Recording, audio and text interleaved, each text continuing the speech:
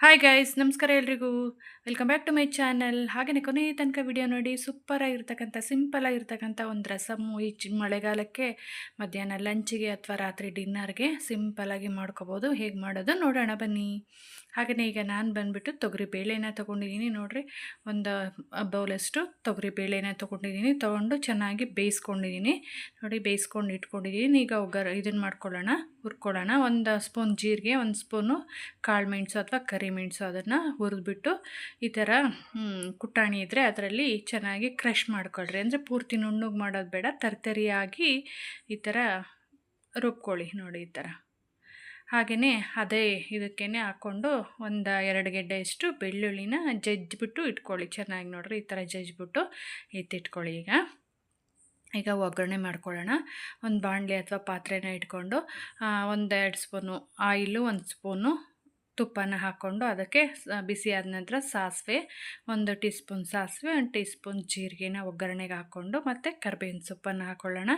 ಅದು ಚಟ್ಪಟ ಅಂತ ಸಿಡ್ದಾದ ನಂತರ ಈಗ ಕ್ರಷ್ ಮಾಡ್ಕೊಂಡು ಇಟ್ಕೊಂಡಿರ್ತಕ್ಕಂಥ ಬೆಳ್ಳುಳ್ಳಿನ ಹಾಕಿ ಅದನ್ನು ಒಂದು ನಿಮಿಷ ಫ್ರೈ ಮಾಡಿಕೊಂಡು ಈಗ ಹಸಿ ಮೆಣಸಿನ್ಕಾಯಿ, ಒಣಮೆಣ್ಸಿನ್ಕಾಯಿ ಆದರೂ ಹಾಕ್ಕೊಳ್ಳಿ, ಹಸಿ ಮೆಣಸಿನ್ಕಾಯಿನೂ ಆದರೂ ಹಾಕ್ಕೊಳ್ಳಿ, ನಿಮ್ಮ ಖಾರಕ್ಕೆ ತಕ್ಕಷ್ಟು ಹಾಕ್ಕೊಳ್ಳಿ. ಈಗ 1 ಟೊಮೊಟೊನ ಹಾಕ್ಕೊಂಡಿದ್ದೀನಿ.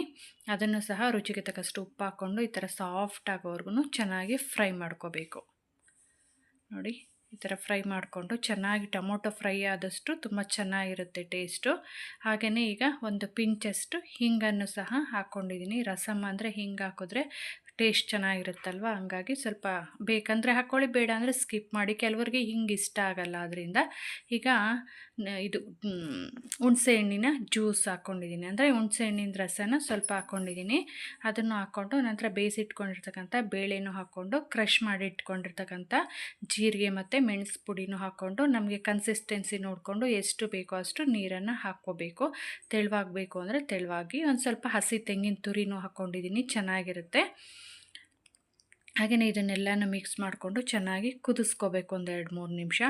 ಉಪ್ಪು, ಖಾರ, ಹುಳಿ ಎಲ್ಲನೂ ಸಹ ನಿಮ್ಮ ಟೇಸ್ಟಿಗೆ ಅನುಸಾರವಾಗಿ ಹಾಕ್ಕೊಳ್ಳಿ. ಸ್ಪೈಸಿ ಆಗಬೇಕು ಅಂದರೆ ಸ್ವಲ್ಪ ಜಾಸ್ತಿ ಹಾಕ್ಕೊಳ್ಳಿ. ನಾವು ಸ್ಪೈಸಿ ಅಷ್ಟೊಂದು ತಿನ್ನಲ್ಲ ಅಂದರೆ ಕಡಿಮೆ ಹಾಕ್ಕೊಳ್ಳಿ. ನಾವು ನಮ್ಮ ಮನೇಲಿ ಹೆಂಗೆ ಮಾಡ್ತೀವೋ ಹಂಗೆ ತೋರಿಸಿರ್ತೀನಿ, ನಿಮಗೆ ಎಷ್ಟು ಬೇಕೋ ಅಷ್ಟು ಹಾಕ್ಕೊಳ್ಳಿ ಇಷ್ಟ ಆದರೆ. ಹಾಗೆಯೇ ಈಗ ಕುದ್ದಾದ ನಂತರ ಎಂಡಲ್ಲಿ ಕೊತ್ತಂಬರಿ ಸೊಪ್ಪನ್ನು ಹಾಕಿಬಿಟ್ರೆ ಸೂಪರ್ ಡೂಪರ್ ಆಗಿರ್ತಕ್ಕಂಥ ರಸಮ್ಮು ರೆಡಿಯಾಗೋಯಿತು.